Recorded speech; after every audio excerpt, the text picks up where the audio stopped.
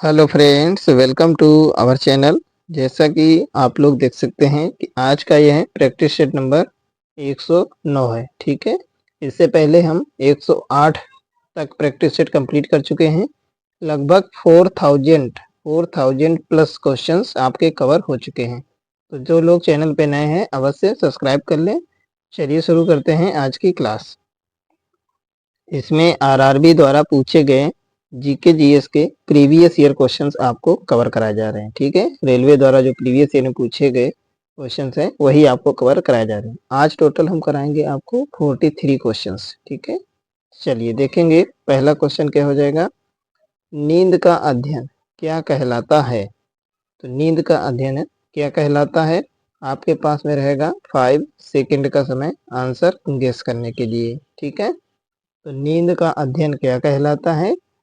तो ऑप्शन हो जाएगा ए सही, हिप्नोलॉजी। हिप्नोलॉजी कहलाता है नींद का अध्ययन। ठीक है, देखेंगे बाकी के ऑप्शंस के बारे में भी। ऑप्शन बी है एस्ट्रोलॉजी। तो एस्ट्रोलॉजी में क्या होता है, तारों और ग्रहों के शुभ अशुभ प्रभावों का अध्ययन किया जाता है एस्ट्रोलॉजी में। सी नंबर है पोमोलॉजी। पोमोलॉजी में किसका अध्ययन होता है, फलों और फलदार पौधों का अध्ययन किया जाता है पोमोलॉजी में। इसको हम फ्रूटिकल्चर के नाम से भी जानते हैं। ठीक है, डी नंबर हो जाएगा ऑर्निथोलॉजी। ऑर्निथोलॉजी में क्या होता है, तो ऑर्निथोलॉजी में होता है आपका पक्षियों का अध्ययन। ठीक है, चलिए देखेंगे नेक्स्ट क्वेश्चन क्या हो जाएगा। इसी तरीके से हम लोग बेहतरीन तरीके से पूरा फिनिश करेंगे। प्रथम वित्त आयोग का अध्यक्ष किसे बनाया गया था। प्रथम वित्त आयोग का अध्यक्ष किसे बनाया गया था। तो आपका ऑप्शन हो जाएगा सेकंड का सी नंबर, केसी नियोगी को बनाया गया था। ठीक है, नेक्स्ट हो जाएगा क्वेश्चन नंबर 3। क्वेश्चन नंबर 3 क्या हो जाएगा, कर मत दो। कर मत दो किनका कथन है। कर मत दो किसका कथन था। तो ऑप्शन हो जाएगा इसका सी नंबर से ही, सरदार पटेल का कथन था कर मत दो। नेक्स्ट हो जाएगा 4 नंबर क्वेश्चन, इंडियन मिलिट्री अकादमी कहाँ अवस्थित है। तो इंडियन मिलिट्री अकादमी कहाँ अवस्थित है। तो ऑप्शन हो जाएगा 4 का डी नंबर से ही, देहरादून में है इंडियन मिलिट्री अकादमी। ओके, देखेंगे क्वेश्चन नंबर 5, किनकी समाधि स्थल को वीर भूमि के नाम से जाना जाता है। किसकी समाधि स्थल को वीर भूमि का दर्जा दिया गया है, नाम दिया गया है।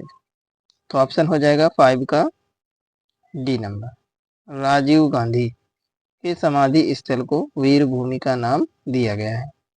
देखेंगे ऑप्शन नंबर फर्स्ट क्या है, महात्मा गांधी। तो महात्मा गांधी के समाधि स्थल को क्या कहते हैं, राजघाट। यह कहाँ स्थित है, यह नई दिल्ली में है। देखेंगे ऑप्शन बी, सरदार पटेल। तो इनका कोई भी समाधि स्थल नहीं है, इनकी बनी है स्टैचू ऑफ यूनिटी। प्रतिमा इनकी बनाई गई है जिसका नाम है स्टैचू ऑफ यूनिटी, अहमदाबाद में है। ठीक है, अहमदाबाद में, जिसकी ये दुनिया की सबसे ऊंची मूर्ति है। ठीक है, स्टैचू है सबसे ऊंचा दुनिया का। यह 182 मीटर ऊंचा है। ठीक है, यह स्टैचू कितना ऊंचा है, 182 मीटर ऊंचा है। ठीक है, देखेंगे ऑप्शन सी, राजेंद्र प्रसाद। तो राजेंद्र प्रसाद के समाधि स्थल को महाप्रयाण घाट कहते हैं। यह पटना बिहार में है। ठीक है, पटना बिहार में है, महाप्रयाण घाट। चलिए देखेंगे क्वेश्चन नंबर 6 क्या हो जाएगा, चावल का प्राचीन नाम क्या था। चावल का प्राचीन नाम क्या था। चावल का प्राचीन नाम था, ऑप्शन इसका डी सही हो जाएगा, व्रही। व्रही इसका चावल का प्राचीन नाम था। नेक्स्ट हो जाएगा क्वेश्चन नंबर 7 दिल्ली पर आक्रमण करने वाला प्रथम मराठा कौन था? दिल्ली पर आक्रमण करने वाला प्रथम मराठा कौन था? ऑप्शन हो जाएगा सी सही, बाजीराव फर्स्ट था। बाजीराव फर्स्ट था दिल्ली पर आक्रमण करने वाला प्रथम मराठा। नेक्स्ट हो जाएगा क्वेश्चन नंबर 8। मौलिक अधिकार किस देश के संविधान से लिया गया है? मौलिक अधिकारों को किस देश के संविधान से लिया गया है? तो ऑप्शन हो जाएगा ए नंबर सही, संयुक्त राज्य अमेरिका के संविधान से लिया गया है मौलिक अधिकारों को। ठीक है,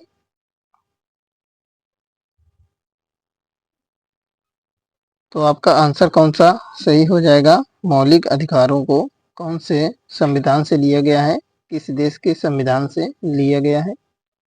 तो ऑप्शन हो जाएगा 8 का ए नंबर, संयुक्त राज्य अमेरिका से लिया गया है। ठीक है, देखेंगे बाकी के ऑप्शंस भी देखेंगे।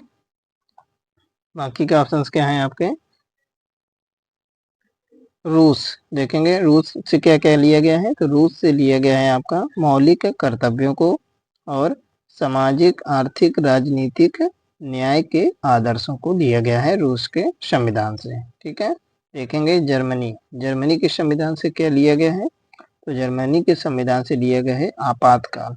आपातकाल हमारे भारत के संविधान में भाग 20 में है। ठीक है, जिसमें अनुच्छेद 352 से लेके अनुच्छेद 360 तक का आर्टिकल दिए गए हैं। ठीक है, आपातकाल, और हमारे देश में 3 तरीके के आपातकाल लगाए जाते हैं। ठीक है, अब देखेंगे ऑप्शन डी ऑस्ट्रेलिया। तो ऑस्ट्रेलिया के संविधान से क्या लिया गया है? तो ऑस्ट्रेलिया के संविधान से समवर्ती सूची, संसद के दोनों सदनों की संयुक्त बैठक ली गई है, देश के भीतर व्यापार और वाणिज्य का प्रावधान लिया गया है। ठीक है, ये सारी चीजें ऑस्ट्रेलिया के संविधान से लिया गया है। ठीक, देखेंगे बाकी के क्वेश्चन क्या है। अगला क्वेश्चन हो जाएगा 9 नंबर, 1 गैलन कितने लीटर के बराबर होता है?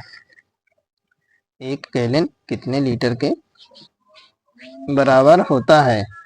तो 1 गैलन होता है 4.54 लीटर के बराबर होता है, 4.54 लीटर के बराबर होता है 1 गैलन। ठीक है, देखेंगे अगला क्वेश्चन, हल्दी में पीला रंग किस कारण से होता है? तो हल्दी में पीला रंग किस वजह से होता है? तो आपका हो जाएगा ऑप्शन नंबर डी सही, कुरकुमिन की वजह से हल्दी में पीला रंग होता है। ठीक है, कुरकुमिन की वजह से। क्वेश्चन नंबर देखेंगे 11 नंबर क्या है? भारत में चलने वाली पहली रेलगाड़ी का नाम क्या था? भारत में चलने वाली पहली रेलगाड़ी का नाम क्या था? तो ऑप्शन हो जाएगा इसका ए नंबर से, ब्लैक ब्यूटी।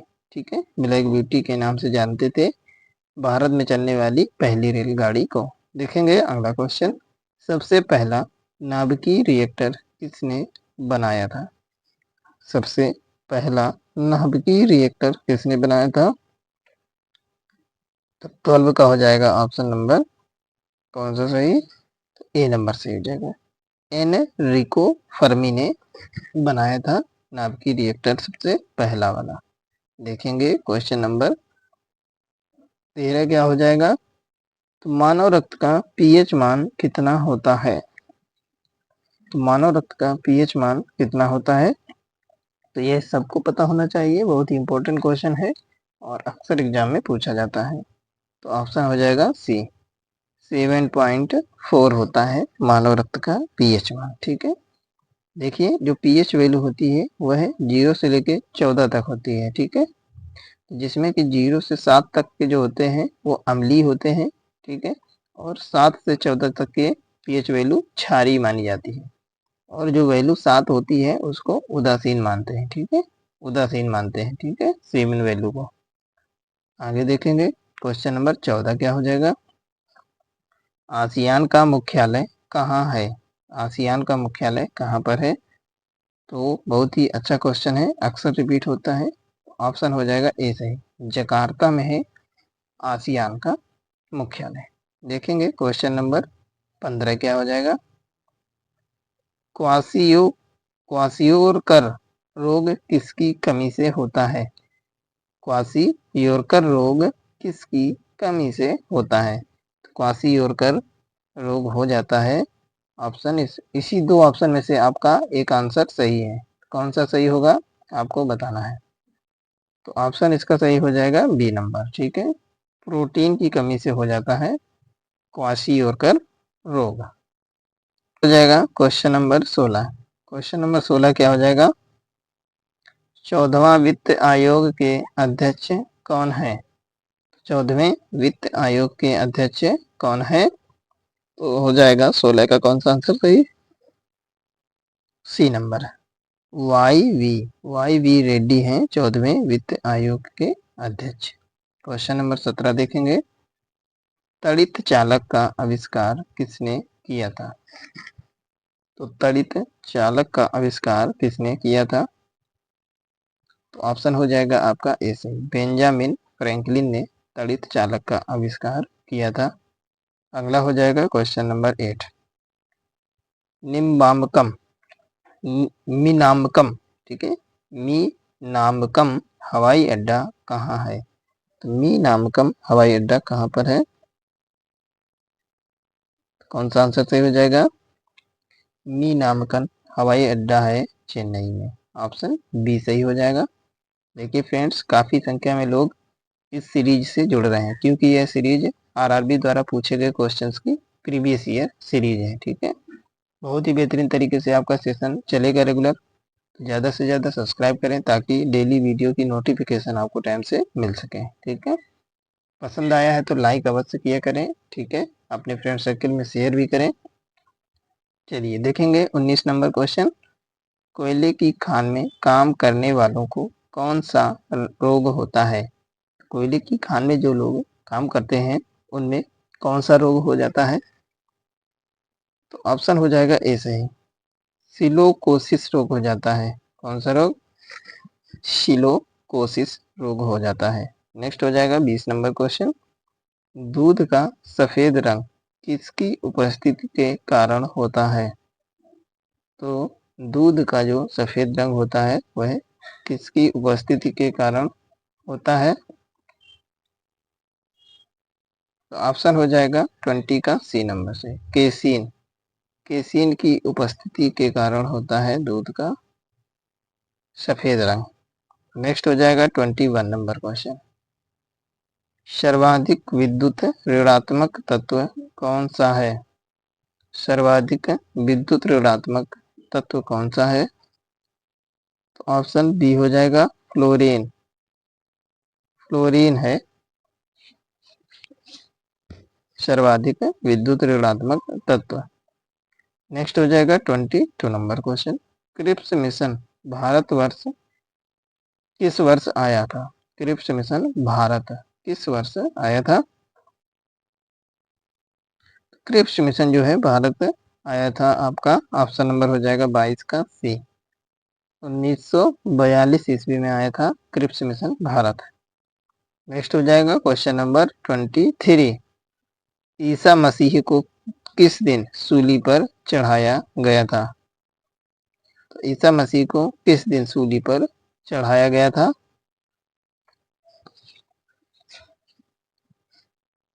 तो ऑप्शन बी हो जाएगा, शुक्रवार को ईसा मसीह को सूली पर चढ़ाया गया था। देखेंगे क्वेश्चन नंबर हो जाएगा 24। भारत का यूरोप से व्यापार किस जल मार्ग द्वारा होता है? तो भारत का जो यूरोप से व्यापार होता है किस जल मार्ग द्वारा होता है? 24 का हो जाएगा ऑप्शन ए सही, स्वेज नहर से होता है भारत का यूरोप से व्यापार। ठीक है, देखेंगे question number 25। Asia cup hockey की शुरुआत किस वर्ष हुई थी? तो एशिया कप हॉकी की शुरुआत किस वर्ष हुई थी? तो ऑप्शन हो जाएगा 25 का डी नंबर, 1982 ईस्वी में हुई थी एशिया कप हॉकी की शुरुआत। चलिए देखेंगे 26 नंबर क्वेश्चन। उत्तर पश्चिम रेलवे का मुख्यालय कहाँ है? उत्तर पश्चिम रेलवे का जो मुख्यालय है वह कहाँ पे है? तो आपका हो जाएगा ऑप्शन बी से ही, जयपुर में है उत्तर पश्चिम रेलवे का मुख्यालय। देखेंगे क्वेश्चन नंबर 27। द्वितीय विश्व युद्ध के समय ब्रिटेन का प्रधानमंत्री कौन था? तो द्वितीय विश्व युद्ध के समय ब्रिटेन के प्रधानमंत्री थे। ऑप्शन कौन सा सही होगा? जल्दी से गेस करिए आप लोग, एक्टिव रहिए, ठीक है। बिल्कुल एक्टिव रहेंगे तो बहुत ही अच्छे तरीके से आपका तैयार हो जाएगा, कहीं और भटकने की जरूरत बिल्कुल नहीं पड़ेगी। तो ऑप्शन ए हो जाएगा विंस्टन चर्चिल, ठीक है, प्रधानमंत्री थे। आप लोग को कमेंट बॉक्स में बताना है कि द्वितीय विश्व युद्ध का समय काल कितना था, कितने वर्षों तक चला और कब से कब तक चला, ठीक है। आपको द्वितीय विश्व युद्ध के बारे में इतना कमेंट करना है, ठीक है। देखेंगे क्वेश्चन नंबर हो जाएगा 28। लुधियाना किस नदी के तट पर अवस्थित है? तो लुधियाना जो है किस नदी के तट पर है? तो ऑप्शन हो जाएगा ए नंबर सही, सतलज नदी के तट पर है लुधियाना शहर। 29 नंबर क्वेश्चन देखेंगे। किस एनएच को सम्मिलित रूप से ग्रांड ट्रंक रोड कहा जाता है? किस एनएच को, नेशनल हाईवे को सम्मिलित रूप से मिलाकर ग्रांड ट्रंक रोड का नाम दिया गया है? तो देखेंगे ऑप्शन क्या हो जाएंगे। तो ऑप्शन इसके 4 ये दिए गए हैं, लेकिन इसमें से चारों ऑप्शन गलत है, ठीक है, क्योंकि अब डाटा चेंज हो चुका है। तो चलिए हम बताते हैं आपको। तो ग्रांड ट्रंक रोड को शेरशाह सूरी मार्ग के नाम से भी जाना जाता है। ग्रांड ट्रंक रोड में को काफ़ी हिस्सों में बांटा गया है, जिसमें NH-19, NH-19, NH-44 और NH-1 को शामिल किया गया है। तो NH-19, NH-19, NH-44 और NH-1 को शामिल किया गया है। देखेंगे क्वेश्चन नंबर 30। हल्दी घाटी का युद्ध किस वर्ष हुआ था? हल्दी घाटी का युद्ध कब हुआ था? तो ऑप्शन हो जाएगा 30 का सी नंबर, ठीक है। 1576 ईस्वी में हुआ था हल्दी घाटी का युद्ध। हल्दी घाटी का युद्ध किसके किसके बीच लड़ा गया था? आप लोग कमेंट में अवश्य बताएं, ठीक है। देखेंगे क्वेश्चन नंबर 31। कौन सा बंदरगाह स्वेज नहर मार्ग पर पड़ता है? स्वेज नहर के रास्ते में कौन सा बंदरगाह पड़ता है इसमें से? तो देखेंगे 31 का हो जाएगा बी नंबर, कोचीन बंदरगाह पड़ता है। देखेंगे 32 नंबर। कारीगर का प्राचीन नाम क्या था? कारीगर का प्राचीन नाम क्या था? तो 32 का हो जाएगा ऑप्शन नंबर ए सही, कारूक, कारूक था। नेक्स्ट हो जाएगा 33 नंबर क्वेश्चन। भारत का विदेशी व्यापार का कितना फीसदी समुद्री मार्गों द्वारा होता है? तो भारत का विदेशी व्यापार का कितना फीसदी समुद्री मार्गों द्वारा होता है? तो कितना होता है? तो ऑप्शन हो जाएगा 33 का डी नंबर, 95%। भारत का विदेशी व्यापार का 95% समुद्री मार्गों द्वारा व्यापार होता है, ठीक है, विदेशों से।